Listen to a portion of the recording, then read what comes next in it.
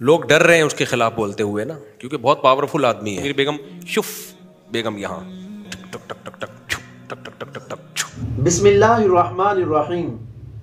سید اقرار الحسن صاحب اور پیرہا خطیب صاحب، ان کے آپس کے معاملات ہر کسی کے سامنے ظاہر ہو چکے ہیں کہ پیرہا خطیب صاحب جن چیزوں کو کرامات کہتے ہیں، سید اقرار الحسن ان تمام چیزوں کو شعبدہ بازیوں سے تعبیر کرتے ہیں. سید اقرار الحسن کا کہنا یہ ہے کہ یہ تمام چیزیں کرامات سے تعلق نہیں رکھتی بلکہ یہ شعبدہ بازیاں ہیں، اور انہوں نے اس کو بے نقاب کرنے کے لیے عوام الناس کے سامنے وہ تمام کرتب کیے جو کہ پیرہا خطیب صاحب کیا کرتے ہیں. سید اقرار الحسن کے جتنے بھی اب تک بیانات آ چکے ہیں، ان تمام بیانات میں سید اقرار الحسن نے ایک درخواست علماء کرام سے کی کہ تمام علماء کرام میرا ساتھ دیں، اور یہ درخواست سید اقرار الحسن صاحب نے کی ہے. پیرہا خطیب صاحب نے علماء کرام سے درخواست نہیں کی. سید اقرار الحسن نے درخواست کی کہ علماء کرام میرا ساتھ دیں، کیونکہ یہ جو میں لڑائی کر رہا ہوں یہ اپنی ذات کے لیے نہیں کر رہا، بلکہ یہ میری لڑائی خانقاہی نظام کے تحفظ کے لیے ہے. یہ میری لڑائی تصوف کے نظام کے تحفظ کے لیے ہے. یہ میری لڑائی طریقت کے نظام کے تحفظ کے لیے ہے. لہٰذا علماء کرام میرا ساتھ دیں، اور علماء کرام ساتھ دے رہے ہیں.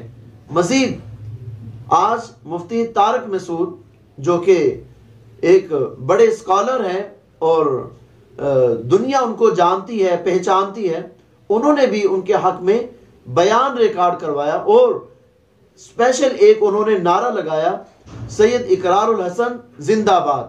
یہ ان کا ایک نعرہ ہے جو کہ آپ دیکھ بھی سکتے ہیں سکرین پر. اقرار الحسن زندہ باد، اقرار الحسن زندہ باد.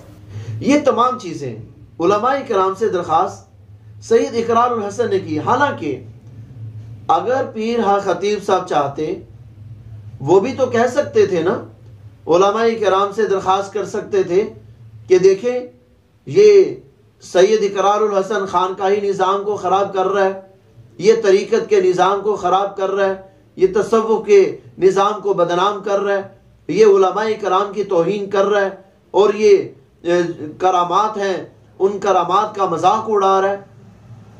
تو بھی ایسا بھی تو ہو سکتا تھا، لیکن پیرہا خطیب صاحب کی طرف سے ایسا کوئی بھی بیان جاری نہیں ہوا. اب ملک کے جو جید علماء کرام ہیں ان کے بھی بیانات آنے شروع ہو گئے ہیں. حق حق ہوتا ہے، باطل باطل ہوتا ہے. وَجَاءَ الْحَقُّ وَزَهَقَ الْبَاطِلُ. جب حق آتا ہے تو باطل بھاگ جاتا ہے، جب روشنی آتی ہے تو اندھیرا بھاگ جاتا ہے. تو اب روشنی آ چکی ہے. جب سید اقرار الحسن کا پہلا بیان آیا تھا اس وقت پیرہا خطیب صاحب کے جو حلقہ احباب ہیں وہ کچھ کم ہوئے تھے. دوسرے بیان پر مزید کمی ہوئی. جب تیسرا بیان آیا اس پر تو بہت زیادہ لوگ وہ پیرہا خطیب صاحب کے حلقہ احباب میں سے ان کو چھوڑ کر انہوں نے ایک راہ راست اختیار کر لی. بہت سے لوگوں کے بیانات اب آپ نے سنے بھی ہوں گے، سوشل میڈیا پر عام ہو چکے. کسی نے کہا جی میرا اتنے ہزار لگ گیا، کسی نے کہا کہ میرے فلاں رشتہ دار تھے وہ علاج کے لیے گئے اور جان سے ہاتھ دھو بیٹھے. بہت ساری چیزیں وہ اب آپ کے سامنے آ چکی ہیں. اللہ تعالی ہم سب کو خانقاہی نظام کے تحفظ اور تصوف کا تحفظ اور طریقت کے تحفظ کے لیے قدم اٹھانے کی توفیق عطا فرمائے. آمین.